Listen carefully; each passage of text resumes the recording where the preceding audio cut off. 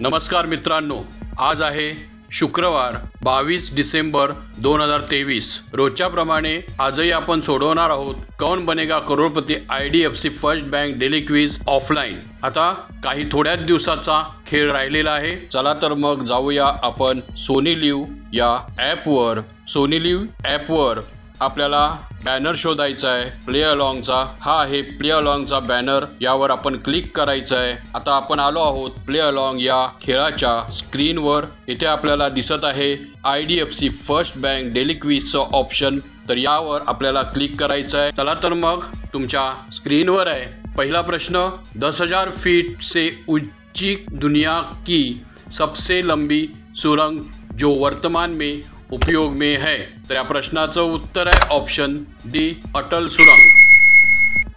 This is the correct answer. अगदी बरोबर आहे। हा होता पहिला प्रश्न। आणि आता दुसरा प्रश्न, Kaun Banega Crorepati IDFC first bank daily quiz ऑफलाइनचा दक्षिण कोरिया की राजधानी टिंबटिंब है। तर या प्रश्नाचं उत्तर आहे option B, Seoul. This is the correct answer. अगदी बरोबर आहे।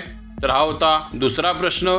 आणि आता तिसरा प्रश्न, Kaun Banega Crorepati IDFC first bank daily quiz ऑफलाइनचा तुमच्या स्क्रीनवर आहे।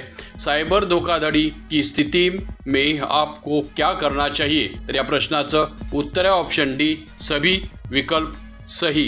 This is the correct answer. अगदी बरोबर आहे। तर हा होता तिसरा प्रश्न। आणि आता चौथा प्रश्न, Kaun Banega Crorepati IDFC first bank daily quiz ऑफलाइनचा तुमच्या स्क्रीनवर आहे। सत्यजीत रे द्वारा निर्देशित अपू जीवन त्रयी की पहली फिल्म कौन सी है जो 1955 में रिलीज हुई थी। तर या प्रश्नाचं उत्तर आहे ऑप्शन ए, पातेर पांचोली।